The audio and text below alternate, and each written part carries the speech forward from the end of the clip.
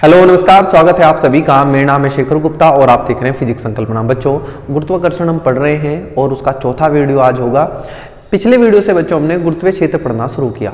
हमने ये देखा था कि दुनिया का हर द्रव्यमान अपने चारों तरफ एक क्षेत्र बना लेता है, जिस क्षेत्र के अंदर आने पर कोई दूसरा द्रव्यमान एक बल का अनुभव करेगा।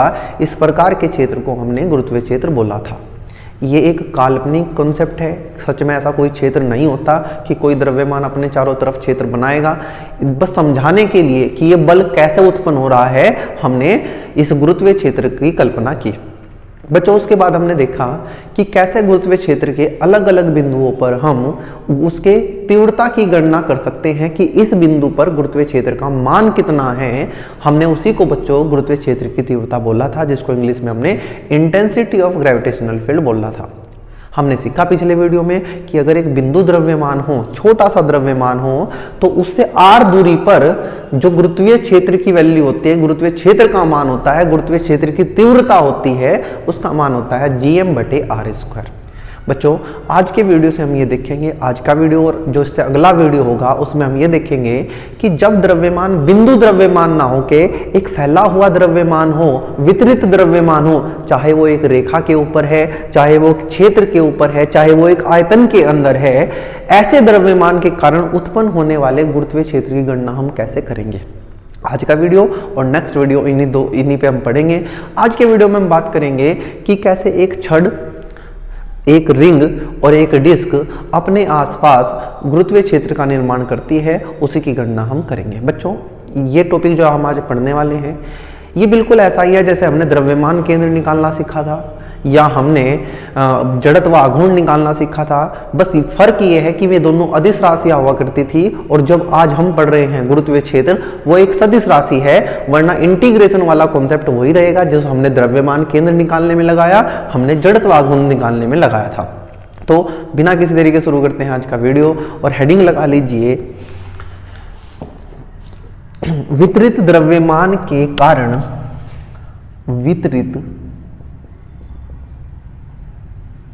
द्रव्यमान के कारण उत्पन्न गुरुत्वीय क्षेत्र की तीव्रता, उत्पन्न गुरुत्वीय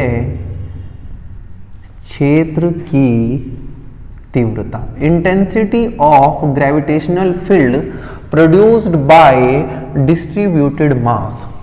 बच्चों, हमने क्या देखा पिछले वीडियो में कि अगर हमारे पास एक द्रव्यमान है m, बिंदु द्रव्यमान, तो उससे r दूरी पर जो हमारा गुरुत्वीय क्षेत्र बनता था उसका मान होता था gm/r²। क्या होता था? gm/r²।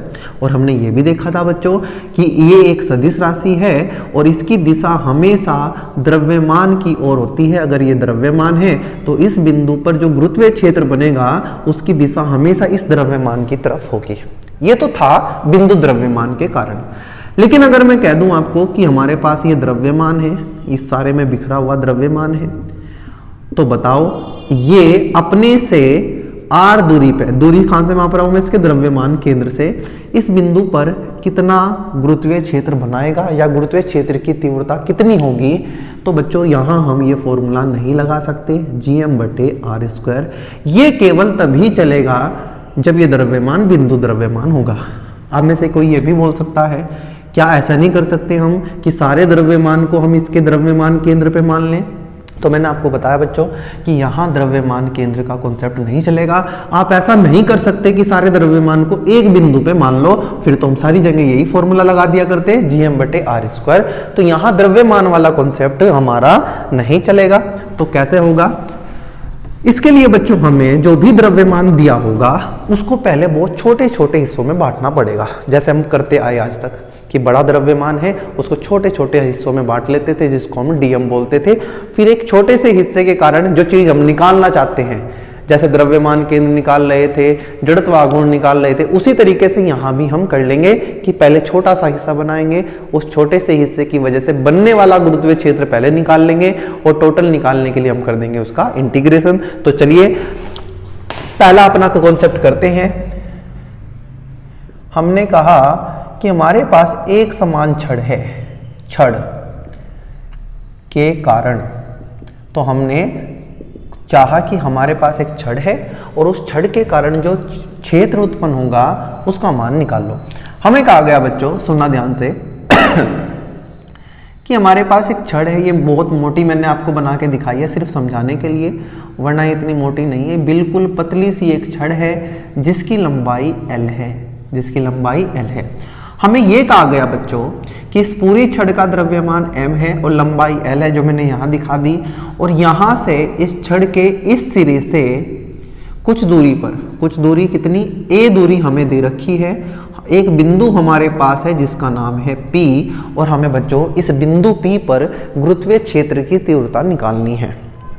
तो हमारा सबसे पहला काम ये होगा कि हम इस छड़ को पहले छोटे छोटे हिस्सों में बांटे, क्योंकि ये पूरी छड़ बिंदु द्रव्यमान नहीं है, तो पहले हमें इस छड़ को बिंदु द्रव्यमान में तोड़ना पड़ेगा।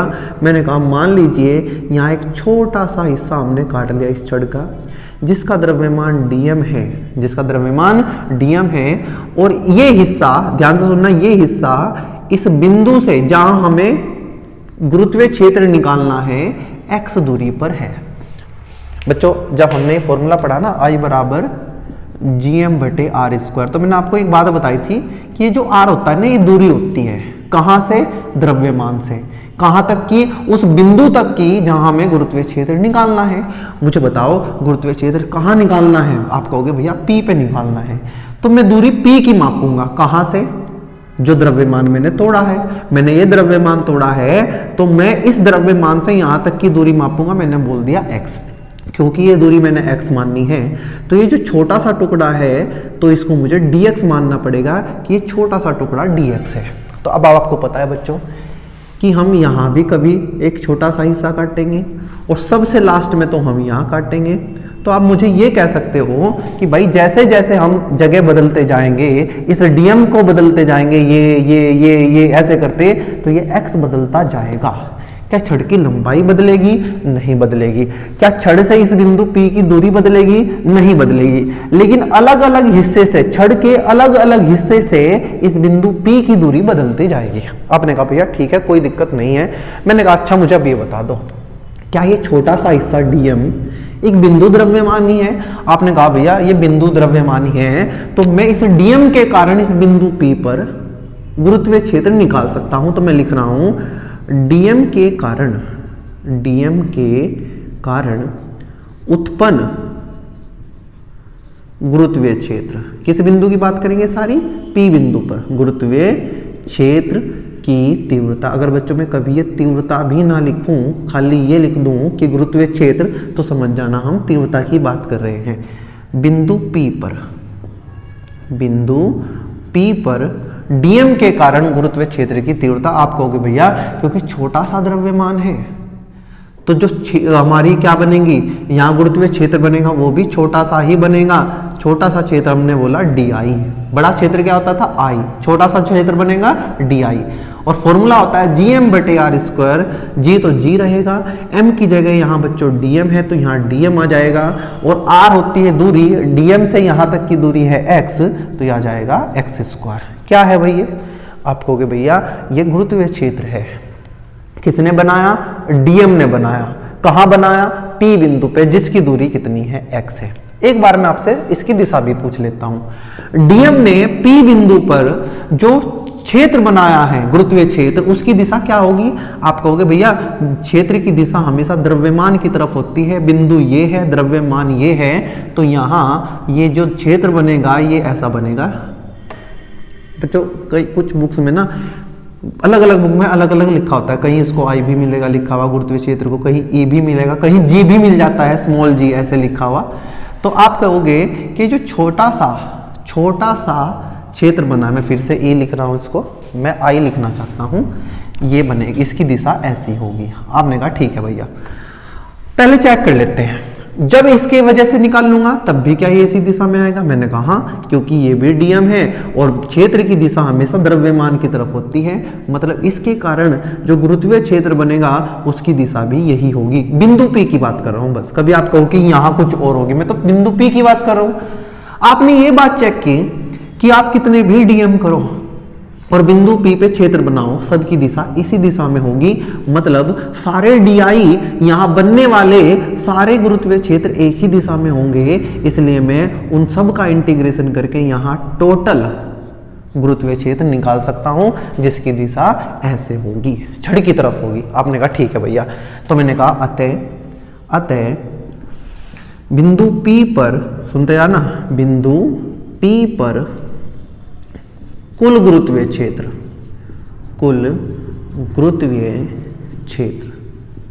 आप कहोगे भैया कुल गुरुत्वीय क्षेत्र को I मान लो और कर दो इसका इंटीग्रेशन, किसका, DI का। बच्चों इंटीग्रेशन कब हो पाता है, जब सबकी दिशा एक ही दिशा में हो, सारे DI एक ही दिशा में। तो अगर एक ऐसा होता है एक ऊपर है एक नीचे है, मैं इंटीग्रेशन ना कर पाता। इंटीग्रेशन करने के लिए सबकी दिशा एक होना जरूरी है। मुझे पता है यहाँ जितने भी DI हैं, चाहे इसकी वजह से, चाहे इसकी वजह से, चाहे इसकी वजह से, सबकी दिशा एक ही है, इसलिए हमने इंटीग्रेशन कर दिया। और यहां से हमने लिखा I बराबर इंटीग्रेशन DI की जगह हमने डाला बच्चों ये G/dm/x²।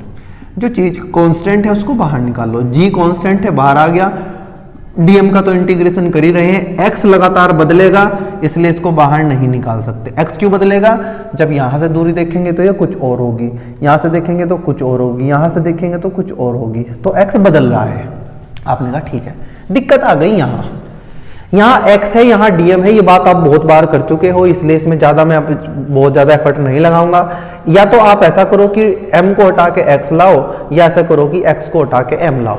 तो हमने देखा कि यहाँ द्रव्यमान बिखरा हुआ है, और बच्चों हमने 3 प्रकार के घनत्व, द्रव्यमान घनत्व पढ़े थे, रेखीय द्रव्यमान घनत्व, क्षेत्रीय द्रव्यमान घनत्व या पृष्ठीय द्रव्यमान घनत्व, और एक पढ़ा था हमने आयतन द्रव्यमान घनत्व। क्योंकि बच्चों यहाँ द्रव्यमान छड़ के ऊपर बिखरा है, ये एक लाइन है, तो हम यहाँ यूज करेंगे लैम्डा। क्या होता था लैम्डा, रेखीय द्रव्यमान घनत्व। अब जिसने पहली बार ही सुना आज ये, उसको तो समझ आएगा ही नहीं भाई। रेखीय द्रव्यमान घनत्व, हम कहते थे कि अगर द्रव्यमान एक रेखा के ऊपर बिखरा हुआ है, तो अगर हम उसके घनत्व की बात करें तो उसको लैम्डा लिखते थे, और लैम्डा का मान होता था छोटा सा द्रव्यमान dm जितनी छोटी सी लंबाई के ऊपर रखा है dx, ये होता था dm/dx। तो यहां से मैं निकाल लूंगा dm equals to lambda dx। ठीक है जी, आपने कहा ठीक है भैया, यहां से dm आ गया लैम्डा dx, इस dm का मान यहां रख दो तो हमारा I आ जाएगा G इंटीग्रेशन dm की जगह आ जाएगा लैम्डा dx/x²। अब हमें डालनी है लिमिट डाल लेंगे बच्चों x की।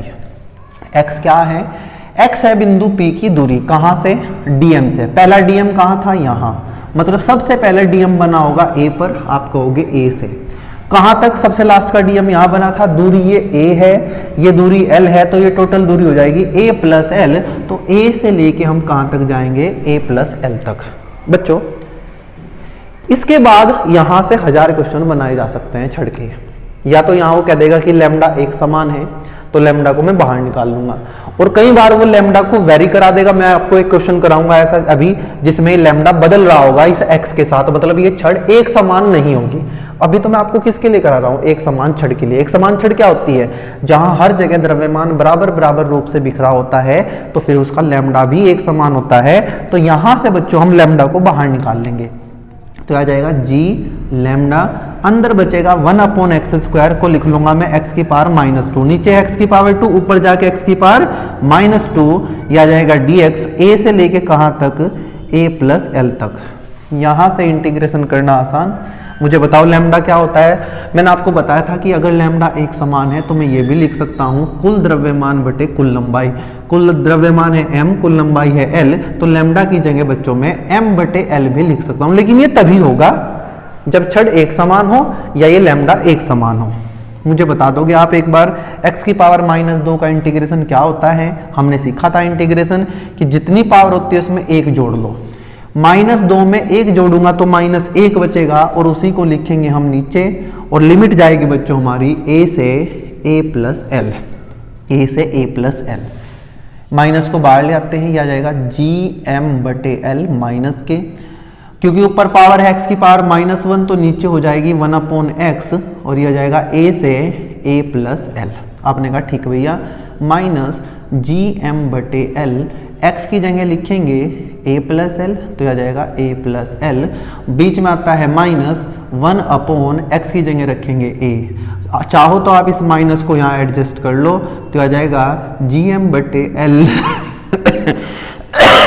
और माइनस माइनस प्लस, ये हो जाएगा 1 बटे ए, माइनस प्लस माइनस 1 बटे ए प्लस एल। ये बच्चों इस बिंदु P पर गुरुत्वीय क्षेत्र की तीव्रता आ गई है। इस बिंदु P पे गुरुत्वीय क्षेत्र कितना आएगा, जी एम बटे एल 1 अपॉन ए माइनस 1 अपॉन ए प्लस एल। अब अगर इसके नंबर देके मान लो ये 2 मीटर है, ये 1 मीटर है, तो यहाँ वैल्यू रख के कर देना, एम दे देगा छड़ का द्रव्यमान। मैं वेरिएबल से करा रहा हूँ आपको, ठीक है। आपने कहा ठीक है भैया। अब इस क्वेश्चन में यहाँ और क्या वेरिएशन हो सकते हैं, वेरिएशन ही हो सकते हैं बच्चों। हमने जब पिछला वीडियो शुरू किया था तो मैंने आपको बताया था कि ये जो आई है, ये आई का फॉर्मूला होता है एफ बटे एम। जिस भी बिंदु पर हमें गुरुत्वीय क्षेत्र की तीव्रता निकालनी होती थी, उस बिंदु पे ले जाके हम एक छोटा सा द्रव्यमान रख देते थे, उस पे बल लगता था, उस बल को उसी द्रव्यमान से हम भाग कर देते थे, तो हमें आई मिल जाता था। तो बच्चों यहाँ से अगर आप देखोगे तो यहाँ से एफ का फॉर्मूला आ जाता है एम आई। कितना आ जाता है, एम आई। इसको ध्यान से देखना, बड़ी इंपॉर्टेंट चीज है। ये कहता है कि अगर कोई द्रव्यमान m गुरुत्वीय क्षेत्र I में रखा है तो उस पर बल लगेगा F। कौन लगाएगा, आप कहोगे भैया इस द्रव्यमान पे ये बल इस गुरुत्वीय क्षेत्र ने लगाया है। हम सच जानते हैं कि बल कौन लगा रहा है, कोई दूसरा द्रव्यमान लगा रहा होगा, लेकिन उस द्रव्यमान ने क्या बना दिया है, गुरुत्वीय क्षेत्र। तो अब हम द्रव्यमान की बात नहीं कर रहे हैं, मैं कह रहा हूं यहां कोई क्षेत्र बना हुआ है ऐसे। कितना क्षेत्र है ये I। मैंने कहा इसमें क्या रखा है, द्रव्यमान। तो मैं आपसे पूछूं इस M पे कितना बल लगेगा, तो आप सीधा बोलोगे MI। कितना बोलोगे, MI। मतलब अगर कोई द्रव्यमान M किसी गुरुत्वीय क्षेत्र I में रखा है तो उस पर जो बल लगता है उसका मान होता है MI। अब यहां से आपको वो क्वेश्चन ये पूछ लेगा कि मैं इस बिंदु P पर एक द्रव्यमान M रख देता हूं, M। कितना द्रव्यमान रख देता हूं, M। बताओ इस m पे कितना बल लगेगा। तो बेटा आपको सिर्फ करना इतना है कि f का मान होता है mi, और बस यहाँ mi का मान ये रखना है, तो आ जाएगा g m बटे l 1 upon a minus 1 upon a plus l। ये m छड़ का द्रव्यमान है और साथ में मैं लिखूंगा ये m उस द्रव्यमान उस बिंदु द्रव्यमान का है, उस वस्तु का द्रव्यमान है जिस पे हमें बल देखना। इस पे ये बल किसने लगाया, इस छड़ ने लगाया। कितना लगाया, जी एम एम बटे L 1 upon a minus 1 upon a plus L. मतलब जितने भी क्वेश्चन में मैं आपको गुरुत्वीय क्षेत्र निकालने को बोल सकता है, उतने ही क्वेश्चन में आपको बल भी निकालने को बोल सकता है। मतलब 2-2 क्वेश्चन बन सकते हैं हर एक क्वेश्चन से। मान लो वो गुरुत्वीय क्षेत्र निकालने को बोले तो इतना करना है, और कह दे कि हमने एक द्रव्यमान रख दिया, इस पे बल निकाल लो, तो पहले द्रव्यमान को भूल के यहाँ गुरुत्वीय क्षेत्र निकाल लो और फिर फॉर्मूला लगा दो F बराबर mi, तो यहाँ से आपका बल भी निकल आएगा। ठीक है। आपने कहा ठीक है भैया, कोई दिक्कत नहीं, हमें समझ आ गया। बच्चों मैं इसको यहां से हटा रहा हूं, अब ए यहां से, ठीक है, यहां से। चलो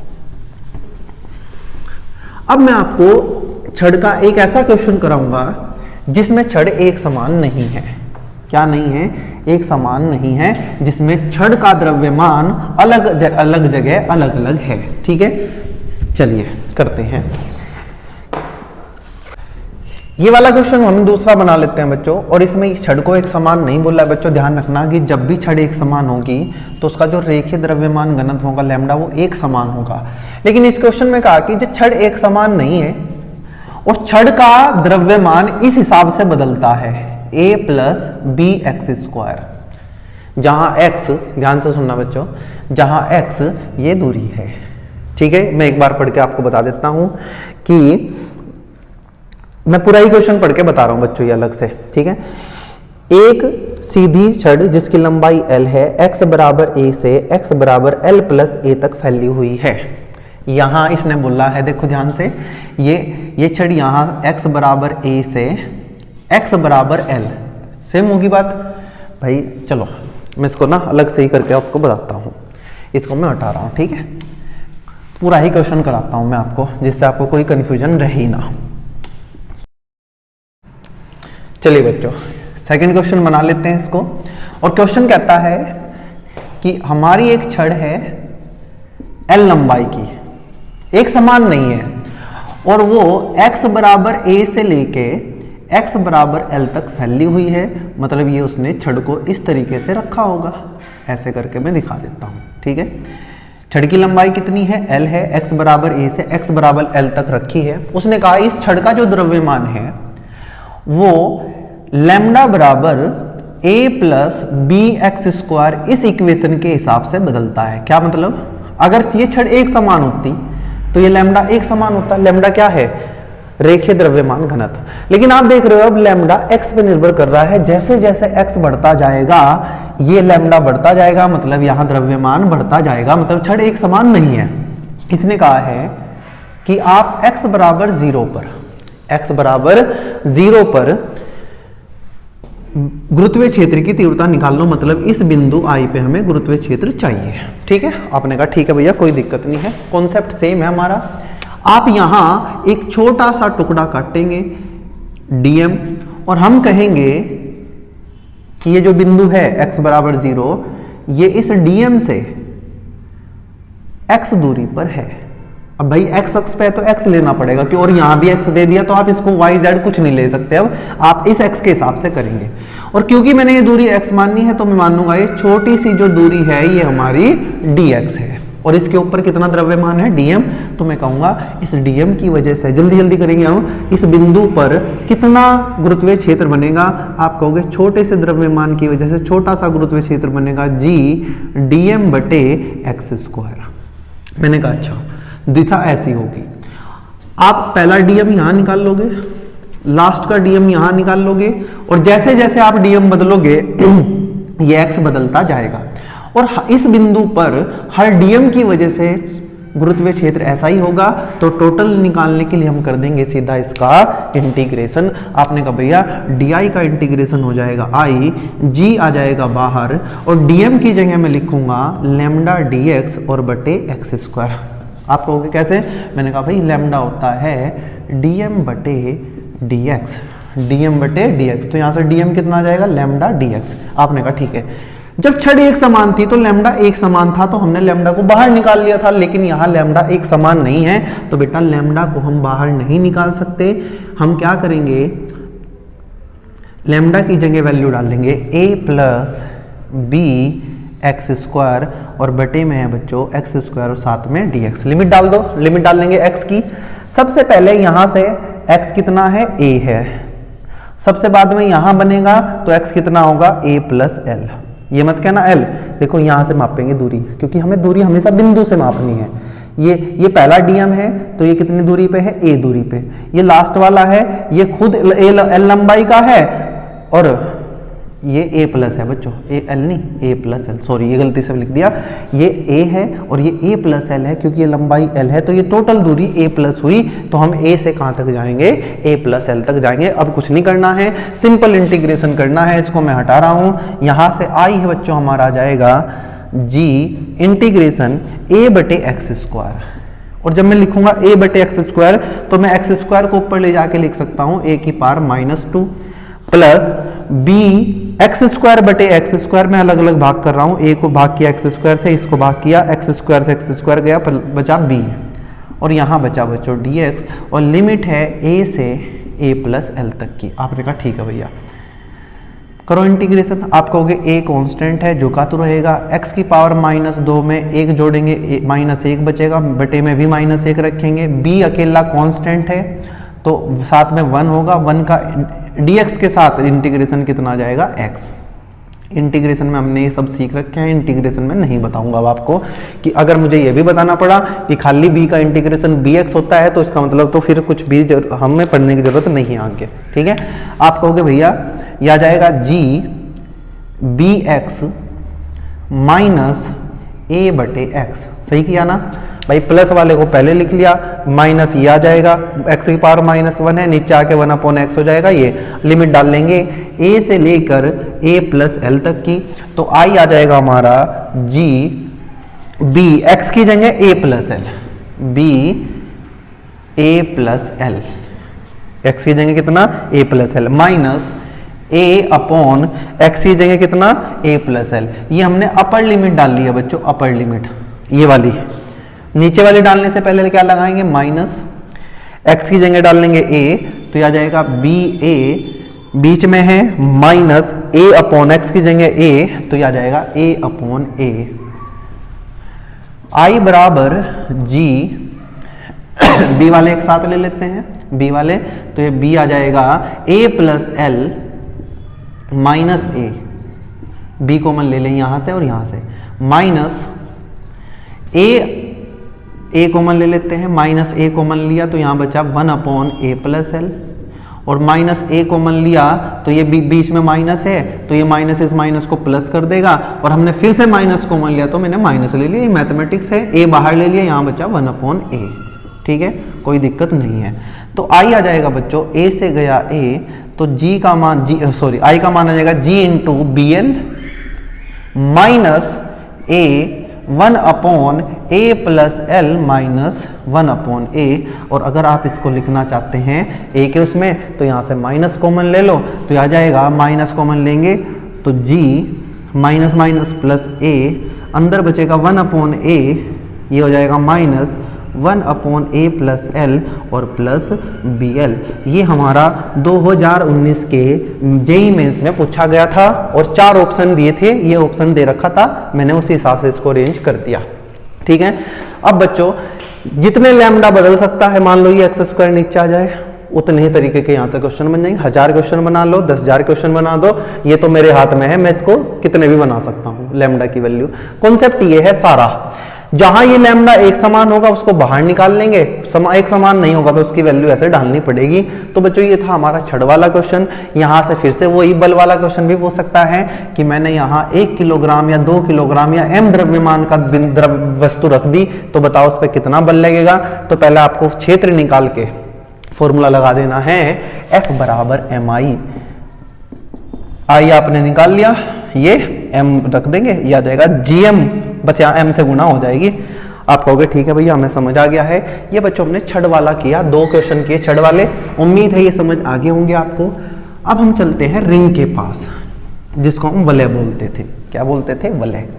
जैसी हमारी अंगूठी होती है, ये हमने बहुत समझा बच्चों, ये हमने द्रव्यमान केंद्र में भी देखा, ये सारी चीजें जो हम कर रहे हैं ये हमने जड़त्व आघूर्ण में भी देखी। ये कोई नई चीज थोड़ी कर रहे हैं हम, बस ये है कि वे दोनों अदिश राशियां होती थी और ये सदिश राशि है, ठीक है। द्रव्यमान केंद्र तो चलो एक चीज है, उसको क्या सदिश क्या अदिश बोल रहे हैं हम, लेकिन जो जड़त्व आघूर्ण निकालना था वो अदिश राशि थी और ये बस हमारी सदिश राशि है। चलिए आगे बढ़ते हैं। चलिए नंबर 3 इसको बना लेते हैं और हम बात करेंगे वलय के कारण। बच्चों एक वलय क्या होती है? वृत्ताकार छल्ला होता है ऐसा, जैसी हमारी अंगूठी होती है या हाथ में जो चूड़ी पहनती हैं लड़कियां या फिर लड़के कड़ा पहनते हैं, उसी को हम वलय बोलते हैं। क्या बोलते हैं? वलय। मान लो ये वलय है, इसकी त्रिज्या r है, तो मैं आपको कहूं कि इसके केंद्र पे बताओ गुरुत्वीय क्षेत्र कितना होगा, क्योंकि ये द्रव्यमान से बना है। आप कहोगे भैया यहाँ अगर मैं एक छोटा सा dm लूंगा तो यहाँ क्षेत्र ऐसा आ जाएगा, हाँ यहाँ लूंगा तो इसकी वजह से क्षेत्र ऐसा आ जाएगा, ये दोनों एक दूसरे को कैंसिल कर देंगे तो 0 हो जाएगा। इसी तरीके से ये वाला इसको अपनी तरफ क्षेत्र बनाएगा, ये वाला यहाँ अपनी तरफ क्षेत्र बनाएगा, ये इसको कैंसिल कर देगा। ठीक उसी प्रकार यहाँ होगा कोई तो वो अपनी तरफ बनाएगा क्षेत्र, और उसके विपरीत दिशा में यहाँ कोई ऐसा क्षेत्र बनेगा, ये इसको कैंसिल कर देगा। कहने की बात यह है कि अगर आपके पास एक पूरी रिंग है और उसका द्रव्यमान हर जगह बराबर है, मतलब एक समान रिंग है, तो उसके केंद्र पर गुरुत्वीय क्षेत्र की तीव्रता 0 होगी, क्योंकि इसके विपरीत कोई ना कोई टुकड़ा ऐसा होगा जो इस बिंदु पर उतना ही गुरुत्वीय क्षेत्र बनाएगा, लेकिन विपरीत दिशा में। इसने यहाँ 10 बनाया तो ये भी 10 बनाएगा, लेकिन दिशा विपरीत है तो कुल हो जाएगा 0। याद रखो जो भी सममित चीजें होंगी, जैसे ये एक रिंग हो गई, फिर एक डिस्क जिसके अंदर द्रव्यमान भरा हुआ है, एक गोला, ठीक है, खोखला गोला या ठोस गोला, सबके केंद्र पर गुरुत्वीय क्षेत्र का मान 0 होगा, क्योंकि ये सममित आकृतियां हैं। अगर यहां से कोई क्षेत्र बनेगा ऐसे तो इधर से बन जाएगा ऐसे, और एक दूसरे को कैंसिल कर देंगे। तो आप कह रहे हो कि भैया फिर हम रिंग की बात क्यों करेंगे जब 0 है? मैंने कहा हम पूरी रिंग की बात नहीं करेंगे और हम करेंगे बच्चों आधी रिंग की बात, ठीक है। कैसी रिंग की बात? आधी रिंग की बात करेंगे हम, सेमी सर्कुलर रिंग की बात करेंगे, अर्धवृत्ताकार वलय की बात हम करेंगे। ठीक है, हेडिंग लगा लीजिए, अर्धवृत्ताकार वलय के केंद्र पर गुरुत्वीय क्षेत्र की तीव्रता। मैं खाली गुरुत्वीय क्षेत्र लिख रहा हूँ टाइम बचाने के लिए, आप समझ जाना कि हम गुरुत्वीय क्षेत्र की तीव्रता की ही बात कर रहे हैं। पूरी रिंग ऐसे होती है बच्चों, आप कहोगे ठीक है ये उसका आधा हिस्सा, तो मैं इसको नीचे से हटा रहा हूँ यहाँ से। ठीक है, यहाँ भी कुछ नहीं है, यहाँ भी कुछ नहीं है, और ये भी कुछ नहीं है बच्चों। ये तो बस मैंने वैसे बना दिया, कभी तुम सोचो यहाँ कुछ है, नहीं, यहाँ कुछ नहीं है। द्रव्यमान यहाँ से लेके यहाँ तक बिखरा हुआ है। हमसे कहा गया है बच्चों कि इसका जो केंद्र है, इसका जो केंद्र है ये, इस केंद्र पर गुरुत्वीय क्षेत्र की तीव्रता निकाल लो। हमें कहा गया है कि मान लेते हैं इसकी त्रिज्या r है। हाँ, जेईई मेंस का क्वेश्चन कराऊंगा बच्चों, जहां त्रिज्या ना दिया दे के हमें इसकी लंबाई दी हुई थी, लेकिन पहले इसको त्रिज्या से करते हैं। और इसका द्रव्यमान कुल m है और त्रिज्या इसकी r है। हमें यहाँ कहा है गुरुत्वीय क्षेत्र निकाल लो। करना वही है कि आप यहां से कुछ कोण पे जाके, थीटा कोण पे, एक छोटा सा हिस्सा, देखने में बहुत बड़ा बना रहा हूं मैं, लेकिन छोटा सा हिस्सा काटना है ऐसे। थीटा कोण पे एक छोटा सा हिस्सा, जिसका खुद का कोण ये कितना होगा, मैं यहां लिख देता हूं डी थीटा। ये छोटा सा कोण मैंने जो बनाया ये डी थीटा है, और इस छोटे से हिस्से का जो मैंने छोटा सा हिस्सा काटा है यहाँ, इसका द्रव्यमान dm है, और मान लेते हैं इसकी लंबाई dx है। अपने आप से मान ली मैंने कि ये जो छोटा सा हिस्सा है इसका द्रव्यमान dm है और इसकी लंबाई dm है। तो मुझे एक बात बता दो, क्या ये dm यहाँ गुरुत्वीय क्षेत्र बनाएगा? आप कहोगे भैया बिल्कुल बनाएगा, क्योंकि ये छोटा सा हिस्सा है, तो हम कहेंगे इसका गुरुत्वीय क्षेत्र भी छोटा सा होगा। और गुरुत्वीय क्षेत्र की दिशा हमेशा द्रव्यमान की तरफ होती है, तो यहाँ गुरुत्वीय क्षेत्र ऐसे बनेगा, और मैंने इसको DI बोल दिया। क्या बोल दिया? DI। बच्चों कहीं आपको इसको D भी लिखा मिल सकता है, घबराना नहीं, वो तो दिखाने की जरूरत है। ठीक है, आप रहेगा ठीक है भैया ये DI। मुझे एक बात बताओ, इस DI के क्या मैं दो हिस्से कर सकता हूँ? यहाँ कर लेते हैं थोड़ा सा, यहाँ ये है आपका DI, ये है कोण कितना? थीटा, ये वाला। तो इस DI के दो हिस्से बनेंगे। आप कहोगे भैया ये बनेगा DI cos थीटा और ये बनेगा DI sin थीटा। आपके मन में ये भी आ रहा होगा कि दो हिस्सों में क्यों तोड़ा, मैं बताऊंगा। बच्चों एक काम करो, आप ऐसे अगर मैं इस लाइन को खींच दूं, तो यहां से, जैसे आपने यहां से थीटा पे गए थे ना, ऐसे ही इधर से भी थीटा पे जाओ। आप ऐसे ही इधर से भी कितने पे जाओ? थीटा पर। ये भी सेम ऐसे ही कोण थीटा है, और वहां भी आप एक छोटा सा हिस्सा काटो जिसका ये कोण कितना हो? D theta. मतलब सेम यही तरीके से, ये द्रव्यमान dm और इसकी लंबाई कितनी? dx। तो क्या यहाँ ये dm भी अपनी तरफ क्षेत्र बनेगा? आप कहोगे भैया बिल्कुल ऐसे क्षेत्र बनेगा, कितना? di। आप कैसे कह सकते हैं कि दोनों DI हैं? मैंने कहा क्या इनकी दूरियां बराबर है? आप कहोगे भैया इसकी दूरी यहाँ से r त्रिज्या होगी, इसकी भी त्रिज्या होगी। क्या मैंने द्रव्यमान भी बराबर लिखे हैं? हाँ, तो क्षेत्र भी बराबर बनेगा। क्षेत्र होता क्या है? gm/r²। जब m भी बराबर है, r भी बराबर है, और g तो सबके लिए बराबर होता ही है, तो क्षेत्र भी बराबर बनेगा। आपने कहा बिल्कुल। इसका मतलब इस वाले dm ने और इस वाले dm ने इस बिंदु पर जो क्षेत्र बनाया है, गुरुत्वीय क्षेत्र, दोनों बराबर होंगे। आप कहोगे भैया ये एंगल भी कितना? थीटा। तो इस DI का ये हिस्सा होगा DI cos थीटा, हाँ, और ये वाला हिस्सा होगा DI sin थीटा।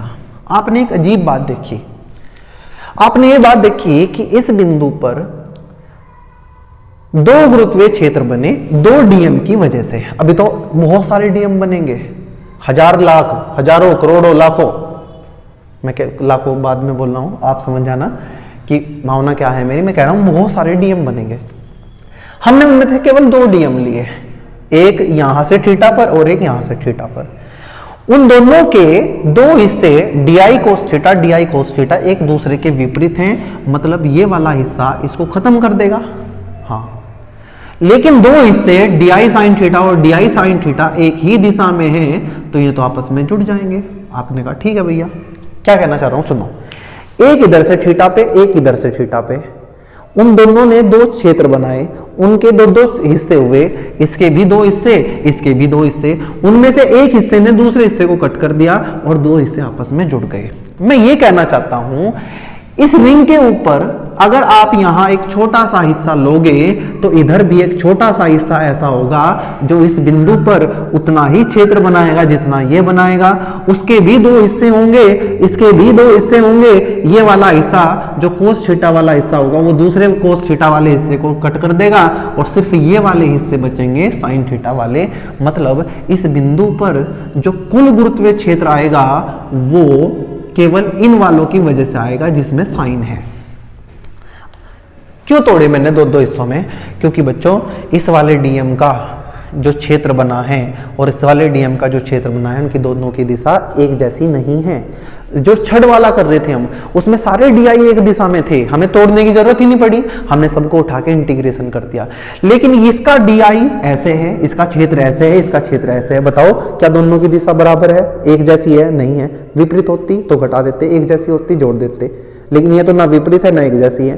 तो आपने कहा तो ऐसा करो ना, इस डीआई का एक हिस्सा बनाओ, इस इधर बनाओ इस डीआई के भी दो हिस्से बनाओ, ये वाला हिस्सा इसको खत्म कर देगा, लेकिन ये दोनों जुड़ जाएंगे।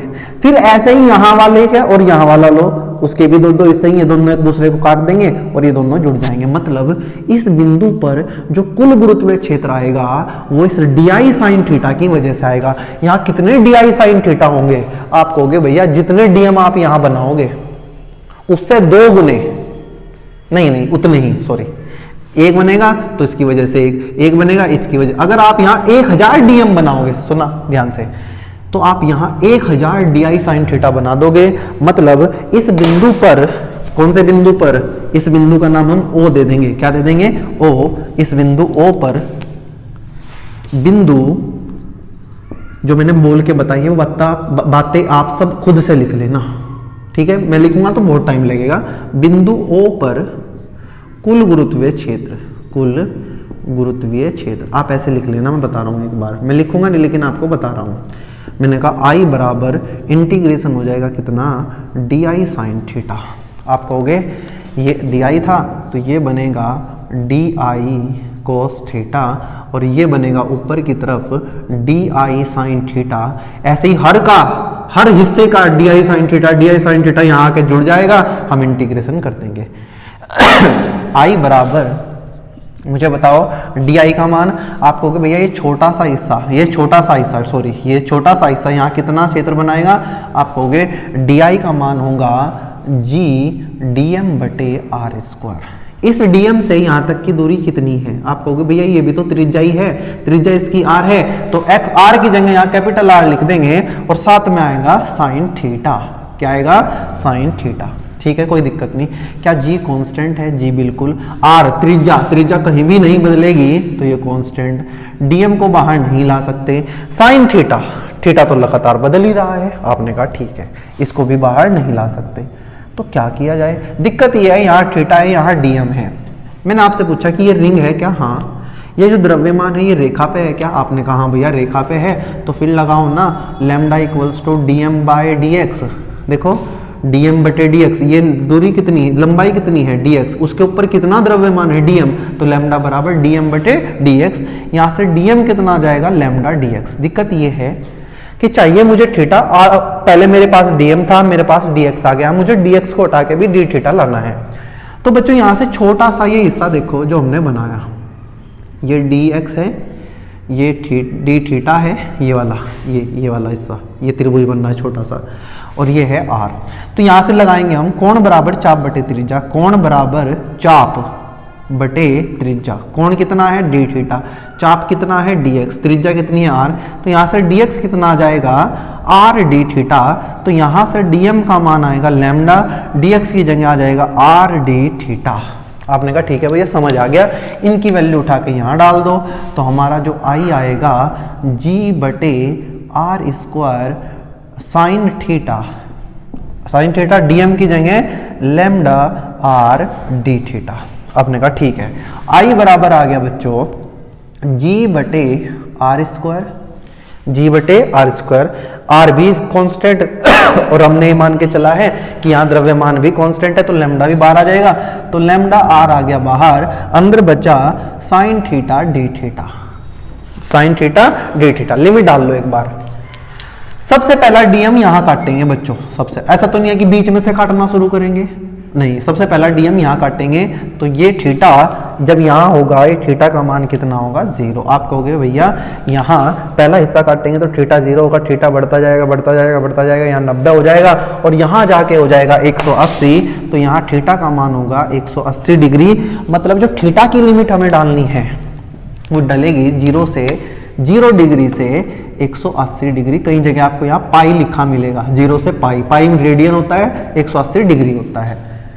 जी आर से गया आर, तो ये आएगा जी बटे आर। लैम्डा एक समान हमने मानना है, तभी तो बाहर निकालना है, इसका अंदर द्रव्यमान एक समान रूप से बिखरा होगा, तो लैम्डा को हम ये भी लिख देते हैं कुल द्रव्यमान बटे कुल लंबाई।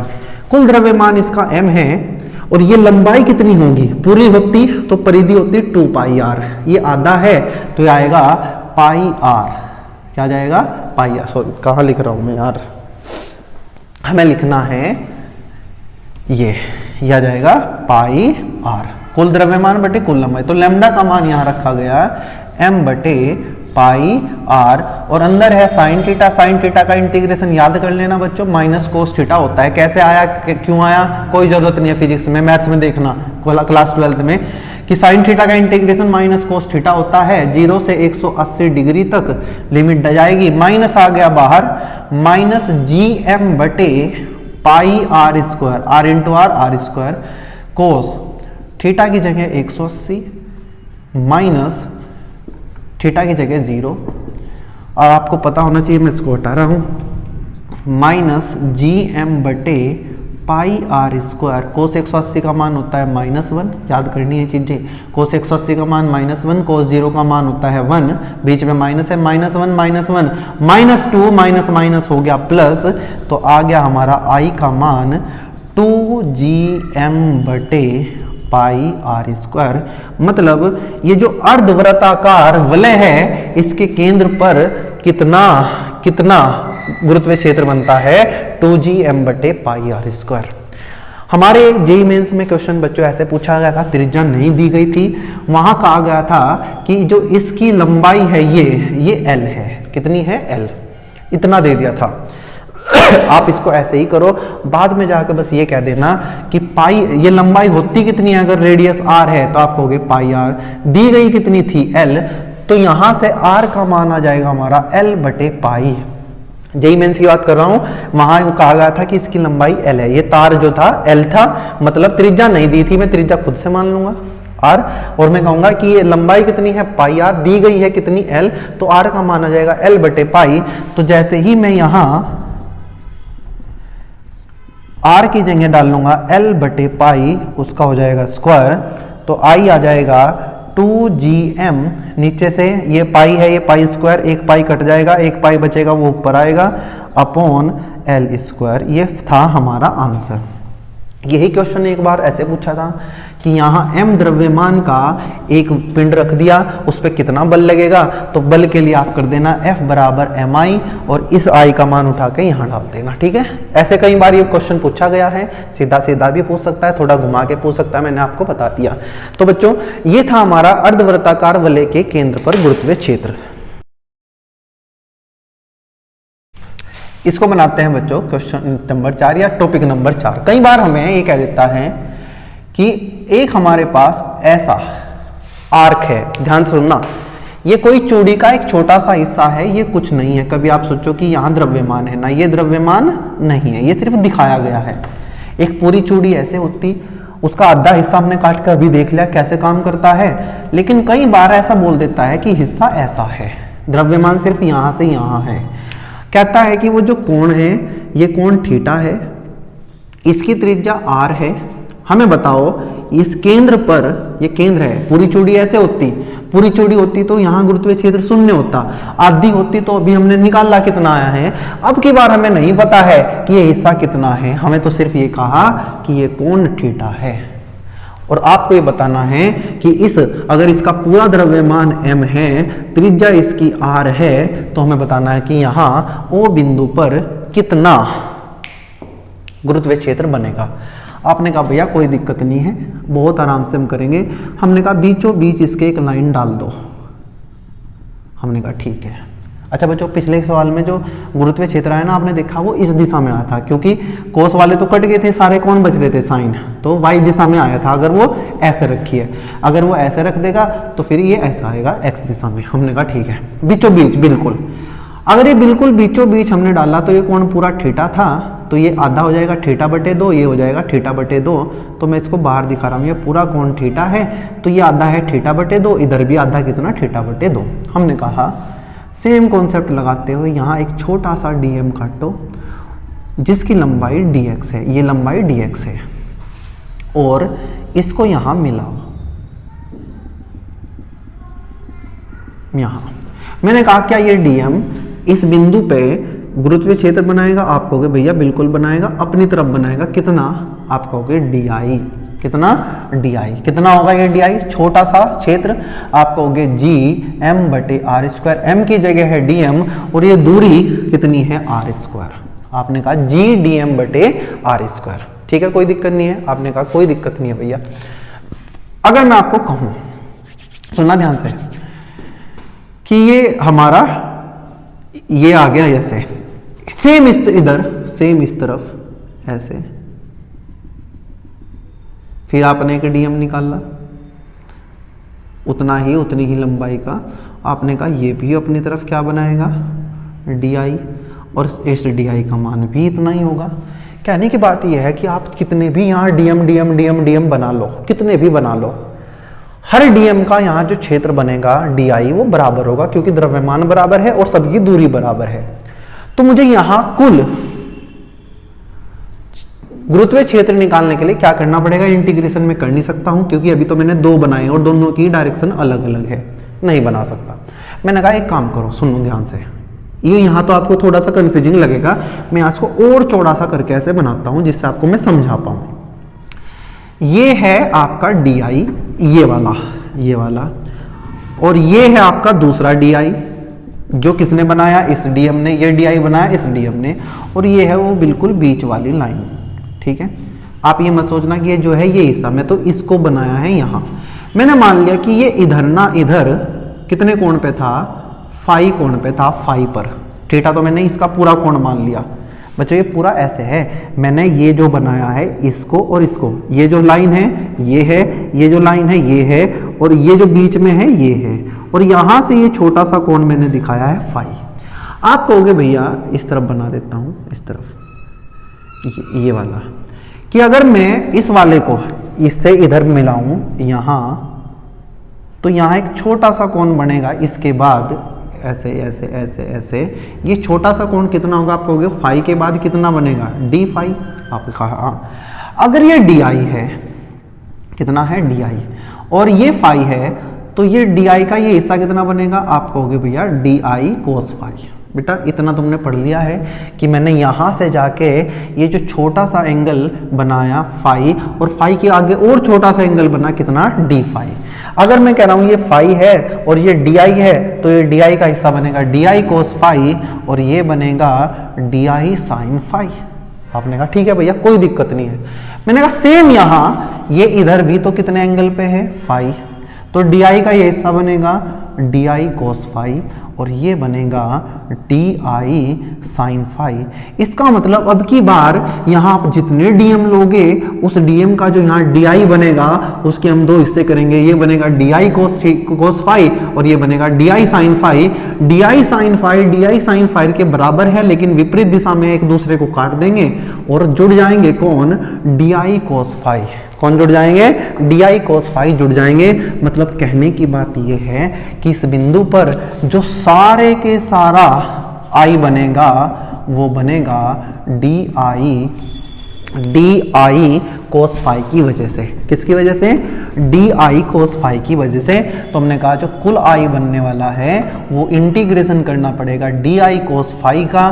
डी आई का मान है जी डी एम बटे आर स्क्वायर और साथ में है आपका कोस फाई। जी कांस्टेंट है, त्रिज्या कांस्टेंट है, अंदर कोस फाई है और साथ में है डीएम। इस डीएम को हटा के मुझे फाई लेके आना है भाई, ठीक है। मैंने कहा लैम्डा होता है lambda lambda lambda lambda DM बटे डीएक्स, डीएम बटे डीएक्स, तो यहाँ से डीएम आ जाएगा लैम्डा डीएक्स। लेकिन लैम्डा डीएक्स भी नहीं चाहिए, मुझे डी फाई चाहिए। आप कहोगे भैया ये जो छोटा सा हिस्सा बनाया ना ऐसा, ये dx लंबाई का है, r त्रिज्या है और यहाँ छोटा सा कोण हमने बनाया था d फाई। कितना? d phi. आप कहोगे ठीक है भैया, तो मैं कह सकता हूँ कोण बराबर चाप बटे त्रिज्या से, कोण बराबर चाप बटे त्रिज्या से dx का मान यहाँ आ जाएगा, dx का मान r d फाई। कितना जाएगा? r d phi. तो dm का मान ये डाल लो यहाँ, g बटे R square cos phi, dm की जगह lambda D R D phi आ गया, लैम्डा आर डी फाई आ गया। लैम्डा कांस्टेंट है, आर कांस्टेंट है, आर से आर जाएगा, लैम्डा को ले जाओ बाहर, जी लैम्डा बटे आर, अंदर बचा कोस फाई और डी फाई आ गया। मजा, यहां से इंटीग्रेशन हम कर देंगे। पहले लिमिट की बात कर लेते हैं। सबसे पहला डीएम आप कहाँ काटोगे, या तो यहाँ काटोगे या यहाँ काटोगे, आपकी मर्जी, कहीं काट लो। मैंने यहाँ से शुरू किया, जब मैं यहाँ से काटूंगा तो मैं कोण ऐसे घुमाऊंगा। मुझे एक बात बताना, ये जब हमने पूरा ऐसे मापा था, ये कितना कोण मापा था? थीटा। ये आधा कितना था? थीटा बटे 2। ये आधा कितना था? थीटा बटे 2। तो जब मैं कोण माप तो यहां से रहा हूं, इधर कितना कोण? थीटा बटे 2, इधर कितना कोण? थीटा बटे 2। लेकिन अब मैं चलूंगा यहां से, क्योंकि मैं तो डीएम यहां से निकाल लूंगा, तो यहां से जाते जाते यहां तक मुझे कितना कोण घूमना पड़ेगा? आप कहोगे भैया थीटा बटे 2। फिर यहां से यहां तक कितना कोण घूमूंगा? थीटा बटे 2। लेकिन ध्यान ये रखो, यहां से जब आप यहां तक जाओगे, कोण तो हम इस लाइन से मापेंगे ना, जो ये थीटा बटे 2 है और ये दूसरा वाला थीटा बटे 2 है, हम तो इस लाइन से माप रहे हैं। लेकिन जब मैं डीएम बना रहा हूं यहां से, तो चलूंगा यहां से, तो जब मैं ऐसे घूम रहा हूं तो मैं इस थीटा बटे 2 के विपरीत दिशा में चलूंगा, तो लिमिट चलेगी माइनस थीटा बटे 2 से। और फिर जब यहां पहुंचूंगा, फिर ये एंगल यहां से आगे कितना चलूंगा? थीटा बटे 2 उसी दिशा में, तो ये हो जाएगा प्लस थीटा बटे 2। देख लो, चाहे आप यहां से चल लो, जब आप यहां से चलोगे, ऐसे चलोगे, इसके विपरीत, तो माइनस थीटा बटे 2 लेना पड़ेगा। किधर से भी चल लो, लिमिट यही डाली जाएगी। उम्मीद है समझ आ गया होगा, वरना थोड़ा सा ध्यान लगा के देख लेना। यह जाएगा जी बटे आर। ये जो लैम्डा है, लैम्डा को मैं लिख सकता हूं एक समान होने पे, एक समान है तभी तो बाहर आया, कुल द्रव्यमान बटे कुल लंबाई। कुल द्रव्यमान एम है, कुल लंबाई कितनी है? मैं मान लेता हूं इसकी कुल लंबाई थोड़ी देर के लिए एल है। कितनी है? एल। आप कहोगे भैया कुल कोण कितना है? मैंने कहा कुल कोण था थीटा। कोण बराबर चाप बटे त्रिज्या। चाप कितनी है? एल है, पूरा चाप एल, और त्रिज्या कितनी है? आर। तो एल का मान आ जाएगा आर थीटा। तो मैं यहां से लिख सकता हूं M equals to R theta, और ये थीटा हमेशा किस में मापना है? रेडियन में। आ जाइए, तो लैम्डा की जगह लिखो M by R theta, M by R theta, और थीटा हमेशा किसमें? रेडियन में। कोस फाई का इंटीग्रेशन अभी याद करना है आपको, साइन फाई होता है। साइन का अभी पिछले वाले में बताया था माइनस कोस फाई, और कोस फाई का होता है साइन फाई प्लस।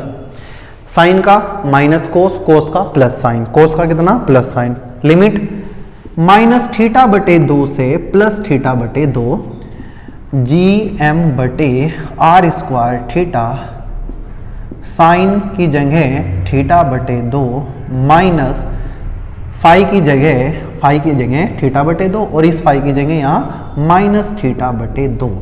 आप कहोगे भैया कोई दिक्कत नहीं है, जी एम बटे R square theta sine theta बटे 2, माइनस बाहर आ जाएगा प्लस साइन थीटा बटे 2, साइन थीटा बटे 2, साइन थीटा बटे 2, 2 साइन थीटा बटे 2, तो आ जाएगा 2 जी एम बटे आर स्क्वायर, और यहाँ आया साइन थीटा बटे 2 बटे थीटा। या ऐसा करो, इस 2 को घुमा के इसके नीचे ले जाओ तो ये बनेगा ऐसे। ऐसे आपको कहीं कहीं लिखा मिलेगा, मतलब आई का फॉर्मूला बनेगा जी एम बटे आर स्क्वायर साइन थीटा बटे 2 बटे थीटा बटे 2। अब इस फॉर्मूला के हिसाब से आप कितने भी हिस्से का क्या निकाल सकते हैं? गुरुत्वीय क्षेत्र। मान लो मैं कह दूं पूरा सर्कल है, पूरी रिंग है, तो पूरा चक्कर कितना होता है? 2 पाई। तो आप यहाँ जब डालोगे 2 पाई बटे 2, 2 से 2 जाएगा साइन पाई मतलब साइन 180 का मान 0 होता है, तो आई का मान 0 हो जाएगा। यही तो पढ़ के आए कि पूरी रिंग के केंद्र पर गुरुत्वीय क्षेत्र शून्य होता है। मैंने कहा आधा हिस्सा करो, आधा हिस्सा, आधे हिस्से का एंगल होता है पाई 180। जब मैं यहाँ लिखूंगा पाई बटे 2 मतलब 90, साइन 90 का मान होता है 1, और ये आ जाएगा पाई बटे 2 तो हो जाएगा 2 बटे पाई। तो यही तो आएगा 2gm बटे पाई आर स्क्वायर। देख लेना पिछला भी वापस करके 2gm बटे पाई आर स्क्वायर आया था। तो यहां से हम कितने भी हिस्से कर लेते हैं। मान लो मुझे कह दे कि ये हिस्सा 60 डिग्री है, 60 डिग्री को हम लिखना पड़ेगा रेडियन में पाई बटे 3, तो फिर मैं यहाँ पाई बटे 3 लिखूंगा। जब मैं इसको पाई बटे 3 लिखूंगा तो ये हो जाएगा पाई बटे 6, पाई बटे 6 का मतलब होता है 30 डिग्री, साइन 30 का मान 1 बटे 2, और पाई बटे ये 6 हो जाएगा तो 6 ऊपर चला जाएगा। ऐसे आप कितने भी हिस्से का इस फॉर्मूला से केंद्र पर गुरुत्वीय क्षेत्र निकाल सकते हो। इसको नोट कर लीजिए, मैं इसको हटा रहा हूं और बढ़ेंगे आगे। मैंने आपको कहा ये जो भी है बना लेना। वलय के एक समान वलय की अक्ष पर गुरुत्वीय क्षेत्र, वलय की अक्ष पर गुरुत्वीय क्षेत्र, ये लास्ट है बच्चों हमारा आज का। हमें पता है कि अगर एक पूरी वलय है, पूरी रिंग है, उसके केंद्र पे गुरुत्वीय क्षेत्र शून्य होता है। लेकिन अगर रिंग को ऐसे रख के मैं कहूं ये उसकी अक्ष है, क्या आपको अक्ष का पता है? एक ऐसी रेखा जो रिंग के केंद्र से होकर गुजरेगी और रिंग के लंबवत होगी। मान लो ये चूड़ी है, ऐसे ऐसे ऐसे चूड़ी है, मेरे पास यहाँ कुछ नहीं है, तो उसके केंद्र से गुजरने वाली जो रेखा उसके लंबवत होगी, ऐसे ऐसे नहीं, ये अक्ष नहीं बनेगी, अक्ष बनेगी जो लंबवत होगी, उसको अक्ष बोलते हैं। हमें कहा गया है इसके अक्ष पर एक बिंदु है P, इस P पर गुरुत्वीय क्षेत्र निकाल लो। इसका कुल द्रव्यमान m है, इसकी त्रिज्या r है, ध्यान से सुनना, और ये जो बिंदु है P ये यहां से x दूरी पर है। किससे? x दूरी पर। तो मैं इसको थोड़ा सा जल्दी कराऊंगा क्योंकि टाइम बहुत कम है हमारे पास।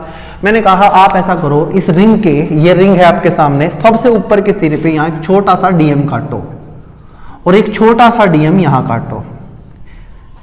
आप कहोगे सबसे पहले इस dm को यहां मिला लिया जाए।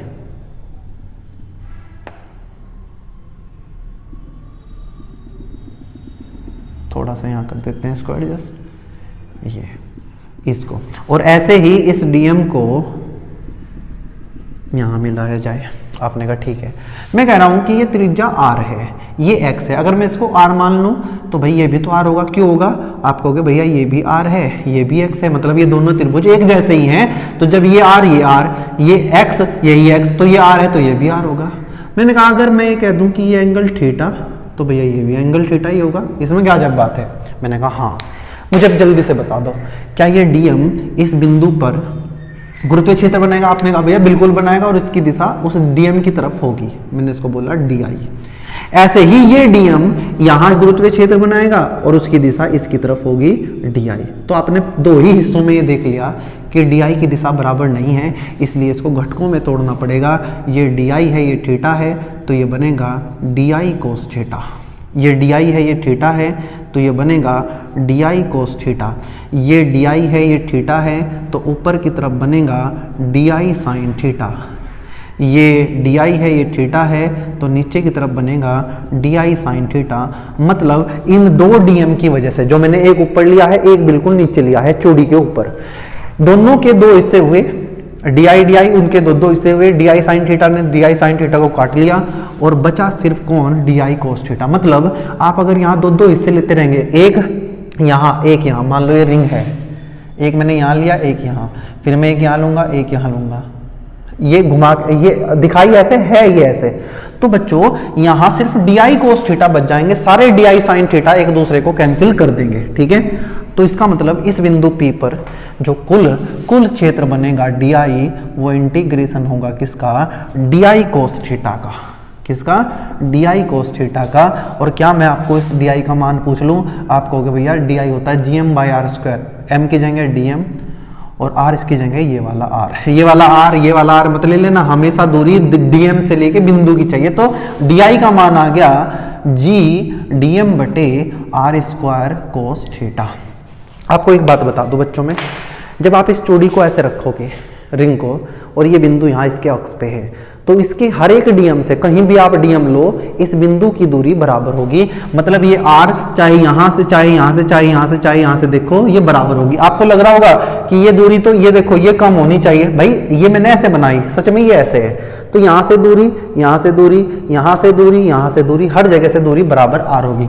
ना आर बदल रहा, ना एक्स बदल रहा, ना आर बदल रहा, तो ये एंगल थीटा भी नहीं बदलेगा। मतलब कोस थीटा एक कांस्टेंट चीज है, तो जी भी कांस्टेंट, आर स्क्वायर भी कांस्टेंट, कोस थीटा भी कांस्टेंट, अंदर बचा डीएम, और डीएम का integration DM DM DM DM सबको जोड़ के पूरा द्रव्यमान बन जाएगा। तो आंसर आ जाएगा जी एम बटे आर स्क्वायर कोस थीटा, ये आ गया आई। लेकिन दिक्कत ये है एग्जाम में ये आर दिया ही नहीं होता, इसलिए मुझे इस आर को हटा के ये आर और ये एक्स लाना पड़ेगा। ये एक्स क्या बनना है भाई, समकोण त्रिभुज। समकोण त्रिभुज में आप पाइथागोरस थ्योरम लगाओ, ये कर्ण है, ये लंब है, आधार है, तो इस आर स्क्वायर का मान बनेगा R square plus x square, R square plus x square. तो यहां से ये आर आ जाएगा R square plus x square की पावर 1/2। थोड़ा सा वेट और करेंगे, पहले मैं यहाँ कोस थीटा का मान भी डाल देता हूँ। कोस थीटा होता है आधार बटे कर्ण, आधार है x, कर्ण है r, तो कोस थीटा की जगह आ जाएगा x बटे r, तो i आ जाएगा हमारा gm बटे r cube into x. i बराबर gm, अभी मैंने आपको r की वैल्यू बताई कितनी आई, R square plus x square की पावर 1/2, लेकिन इस r की घात यहाँ 3 हो रही है। तो जब मैं यहाँ 3 घात करूंगा तो बच्चों इस जगह भी तो ये 3/2 हो जाएगा, पहले 1/2 था, तो ये हो जाएगा 3/2। तो मैं इसको लिखूंगा R square plus x square की घात 3/2 और साथ में चलेगा x। ये आया भाई हमारा फाइनल आंसर। कई बार ये भी पूछ लेते हैं कि इसकी दिशा कहाँ होती है, तो आप बता देना कि रिंग की अक्ष पर, वलय के अक्ष पर किसी बिंदु पर गुरुत्वीय क्षेत्र की तीव्रता हमेशा उसके केंद्र की तरफ होती है। अगर आप कहीं यहाँ निकाल लोगे तो ये यहाँ आएगा, ऐसा नहीं कि ये दूर चला जाएगा। इस तीव्रता की दिशा हमेशा रिंग के केंद्र की तरफ होगी, द्रव्यमान से दूर कभी नहीं हो सकती। ठीक है, उम्मीद रहे आपको ये बात समझ आ गई होगी। अगर आपसे मैं पूछ लूं कि यहाँ बताओ यहाँ, तो आप कहोगे भैया जब इस बिंदु को मैं उठा के यहाँ ले आऊंगा तो x का मान 0 हो जाएगा, और x 0 रखूंगा तो केंद्र पर x 0 हो गया, तो i कितना हो जाएगा, 0 हो जाएगा। आपने कहा भैया ठीक है, कोई दिक्कत नहीं है, हमें ये बातें समझ आ गई है। जल्दी से मैं आपको इसका एक ग्राफ भी बताऊंगा बच्चों। क्या बताऊंगा, ग्राफ। इसको मैं हटा रहा हूं अब। लगभग 1 घंटा से ज़्यादा की वीडियो हमारी हो गई है, ज़्यादा लंबा नहीं खींचेंगे, जल्दी से इसको ख़त्म करेंगे।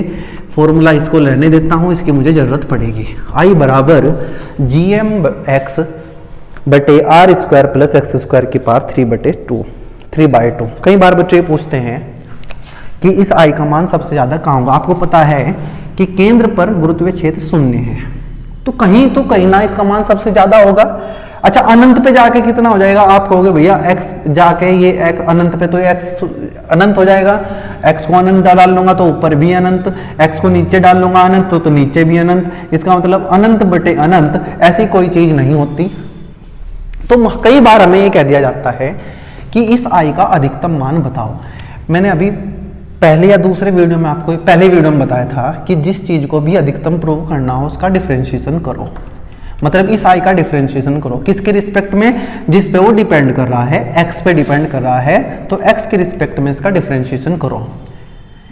ये gm कांस्टेंट है, बाहर रखेंगे। डिफरेंशिएशन होगा बच्चों हमारा इस चीज का x upon R square plus x square की पावर 3/2, और ये लगने वाला है आपको थोड़ा सा भारी। जब मैं आपको ये वाला डिफरेंशिएशन कराऊंगा तो हो सकता है ये आपके दिमाग में ना घुसे, लेकिन कभी ना कभी तो ये घुस ही जाएगा। मुझे तो कराना पड़ेगा भाई तुम्हें ये। बच्चों मैंने आपको ये बताया कभी, चलो पहले लिख देता हूं एक बार, x इस R square plus x square की पावर 3/2 को ऊपर लेके जाओ तो ये बचेगा -3/2, नीचे 3/2 ऊपर जाके -3/2। मुझे इसका डिफरेंशिएशन करना है। यहाँ 2 फंक्शन है, एक ये है और दूसरा फंक्शन ये है। जब दो फंक्शन एक दूसरे के मल्टीप्लाई में होते हैं, उनका डिफरेंशिएशन करना हो तो डिफरेंशिएशन करने का तरीका ये है कि पहले को रखो जो का तो, डिफरेंशिएशन करो दूसरे वाले का R square plus x square की पावर -3/2 का। आपने कहा ठीक है भैया, बीच में लगाओ प्लस का साइन। किसका डिफरेंशिएशन कर दिया? दूसरे वाले का। अब उसको रखो जो का तो, R square plus x square की पावर -3/2 और डिफरेंशिएशन करो पहले वाले का, मतलब एक्स का। कोई दिक्कत नहीं है, दो है, पहले इसको जो का तो रखो, इसका डिफरेंशिएशन कर दो, बीच में लगाओ प्लस। जिसका हो गया उसको जो का तो रखो, जिसका नहीं हुआ था उसका डिफरेंशिएशन करो, मतलब नंबर लगा के कर दो। एक्स इसका डिफरेंशिएशन होगा, डिफरेंशिएशन करते हुए पावर आगे आ जाती है -3/2 R square plus x square. Power में से एक घटाते हैं, आपको पता होगा, -3/2 में से एक घटाएंगे तो बचेगा -5/2। अंदर का डिफरेंशिएशन करेंगे, ये r कांस्टेंट है त्रिज्या, इसका 0 हो जाएगा। एक्स स्क्वायर का डिफरेंशिएशन होगा 2x। इसको बच्चों चेन रूल बोलते हैं। ये आप क्लास 12 में या क्लास 11 में मैथ्स में पढ़ते हैं कि पहले पूरे का डिफरेंशिएशन, फिर बचा हुआ जो अंदर है उसका differentiation, plus are square plus x square की पावर -3/2 और x का डिफरेंशिएशन x के रिस्पेक्ट में हो जाएगा 1। ठीक है, ये जो का तो x का रिस्पेक्ट, ये देख लेना थोड़ा सा, ये इसका तो पता है कि x का x के रिस्पेक्ट में कितना होता है, 1 होता है। मुझे ये हटाना पड़ेगा, इसको मैं हटा रहा हूं।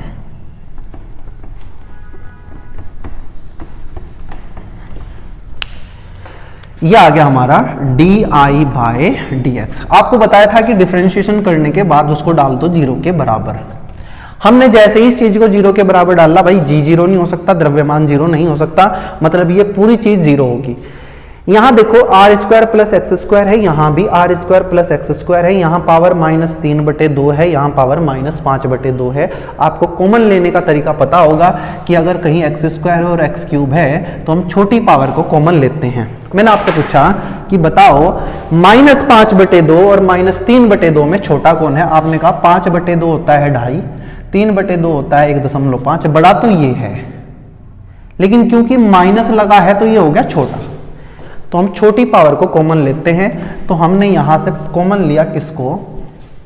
Are square plus x square की पावर -5/2 को कॉमन ले लिया इस पूरे में से।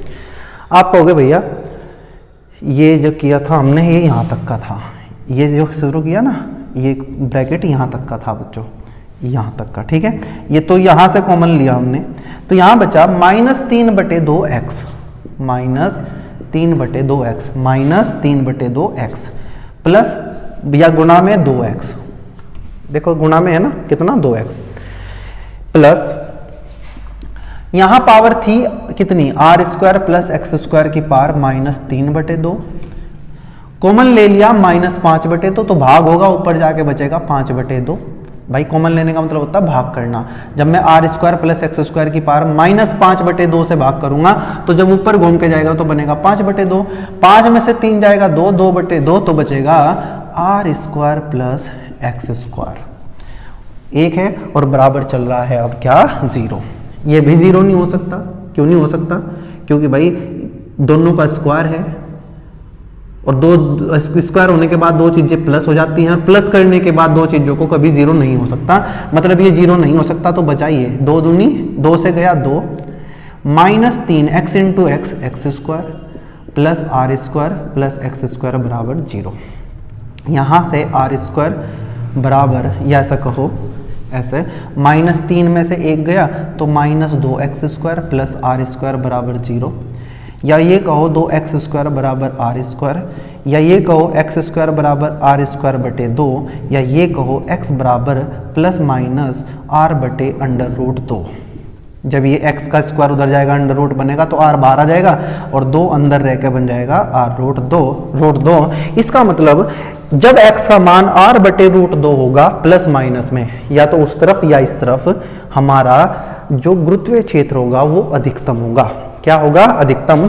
कई बार ऐसे करके हमें पूछा जाता है तो आपको ये चीज सारी करके देखनी पड़ेगी, लेकिन आप ग्राफ रट भी सकते हैं या वैल्यू याद कितनी चीजें करोगे, कर नहीं सकते इतनी चीजें। तो मैं कहूंगा कि आपको ये कॉन्सेप्ट आना चाहिए। जल्दी से यहाँ का ग्राफ देख लेते हैं। यहाँ लिख रहा हूं I और यहाँ लिख रहा हूं x। ये x का ही तो मान है, x का मान यहाँ 0 है, मैं यहाँ रिंग बना लेता हूँ ऐसे समझाने के लिए कि ये रिंग है। केंद्र पर, जरूरी नहीं है कि इसको आप बनाओ, ठीक है, तो समझाने के लिए बना रहा हूँ मैं। केंद्र पर गुरुत्वीय क्षेत्र 0 था और जब x का मान r/√2 हुआ, ये है x का मान r/√2 प्लस में, और इधर x का मान -r/√2, गुरुत्वीय क्षेत्र का मान हो जाएगा अधिकतम। मतलब यहाँ जो भी गुरुत्वीय क्षेत्र होगा वो अधिकतम होगा और यहाँ भी अधिकतम होगा। यहाँ 0 था, कितना था? 0। तो यहाँ से ये ग्राफ ऐसा जाएगा, यहाँ से भी ये ग्राफ ऐसे जाएगा, और बच्चों इसके बाद ये घटना शुरू होगा और कहाँ? अनंत पे जाके पता नहीं कहाँ जाके 0 हो जाएगा। हम यहाँ इसको ग्राफ को ऐसे दिखाते हैं, ठीक है। ध्यान आप यहाँ से ही रखो कि जब x का मान +r/2 और -r/2 होता है तो गुरुत्वीय क्षेत्र का मान अधिकतम होता है एक वलय के कारण। किसके कारण? एक वलय के कारण। तो बच्चों आज की वीडियो में इतना ही। नेक्स्ट वीडियो में भी हम यही करेंगे। उस वीडियो में मैं कोशिश करूंगा कि आपको डिस्क वाला भी करा दूं, वरना अगले वीडियो का काम था हमारा कि एक ठोस गोला है, एक खोखला गोला है, उसके कारण जो गुरुत्वीय क्षेत्र बनता है उसका मान हमें निकालना था। चलिए मिलते हैं नेक्स्ट वीडियो में। आप पढ़ते रहिए, मेहनत करते रहिए। धन्यवाद।